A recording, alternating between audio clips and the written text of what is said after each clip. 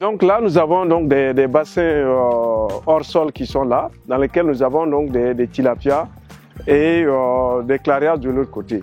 Et donc, comme vous pouvez le constater ici, l'eau qui rentre dans ces bassins va ressortir par là. Regardez la coloration donc de cette eau déjà, parce que les poissons dans leur consommation, leur déjection, tout cela, elle va continuer en fait beaucoup donc de matières organiques telles que les nitrates qui sont très intéressants pour les plantes. Et donc cette eau qui est là, au lieu donc de la laisser partir dans la nature,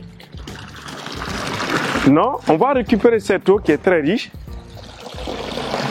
On va la récupérer et vous voyez bien sûr cette eau qui est là, on la récupère pour bien sûr faire cette production végétale ici. Ici c'est les aubergines qui sont là et qui ont été produits. Il n'y a pas eu d'engrais qui a été utilisé. C'est juste à partir donc des eaux usées qui sortent dedans et qui ont permis donc de produire cela. Cela permet bien sûr de diversifier les revenus bien sûr donc des producteurs, ça c'est deux, mais aussi bien sûr la gestion donc de l'eau. Parce que l'eau est une ressource rare dans nos pays et donc il faut bien sûr la chose. Donc ça montre un peu l'intégration entre ces éléments et ça c'est quelque chose d'extrêmement important. Ça c'est une partie, c'est les aubergines. De ce côté ici, vous voyez nous sommes en train donc de faire des essais ici sur la banane plantain. Donc on a reçu donc des éclats à travers des collègues donc de l'INERA, donc du CNRA donc de Côte d'Ivoire et nous sommes en train donc de l'expérimenter ici en utilisant, on va faire différentes comparaisons par rapport à ça pour voir bien sûr comment ils peuvent également produire ces éléments parce que la banane aime beaucoup d'eau et donc il y aura une disponibilité donc d'eau qui est là. Parce que nous avons déjà une première expérience qui est là, c'est la banane douce que vous voyez ici. On peut avancer là, vous allez voir bien sûr tout ce qui se passe à ce niveau. Alors, donc comme vous voyez, l'eau qui sort donc de ces bassins ici, vous voyez, on a les canaux ici, on dévie cette eau par là, qui va aller par gravité pour aller alimenter les bananiers. Donc vous pouvez regarder ici, c'est cette eau qui est là, qui va venir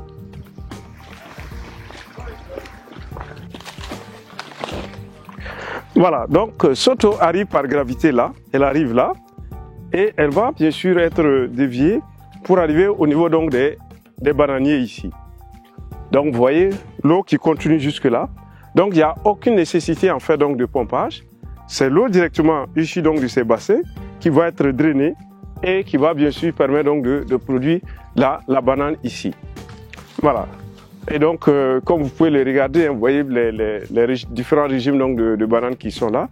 On peut rentrer à l'intérieur, vous allez voir bien sûr tout ce que cela a permis donc de produire. Et donc tout cet espace est produit sans engrais, rien qu'à partir donc de l'eau qui sort donc de ces bassins. C'est pour dire en fait toute les potentialités que nous avons pour produire cette aquaculture intégrée là, production végétale, production de poissons. Voilà. Alors, donc également, on a un grand bassin ici que je vais vous montrer, qui est un bassin où on va récupérer toutes les autres eaux usées qui arrivent là, que nous allons utiliser parce qu'on a donc des éléments qui sont plus en hauteur. Donc on va utiliser une motopompe pour simplement utiliser cette eau et les irriguer. Donc l'eau qui sort n'est pas perdue, elle est récupérée et elle fait une boucle toujours. Donc en réalité, nous ne perdons pas d'eau. Toute l'eau que nous pompons bien sûr du forage pour pouvoir alimenter bien sûr nos élevages, nous les réutilisons bien sûr sur ces productions végétales qui sont là. Ce qui nous permet donc d'économiser cette eau qui est là, mais aussi donc de diversifier bien sûr le revenu donc des producteurs. Voilà un peu l'intérêt donc de cette intégration entre la production de poissons et bien sûr les productions végétales.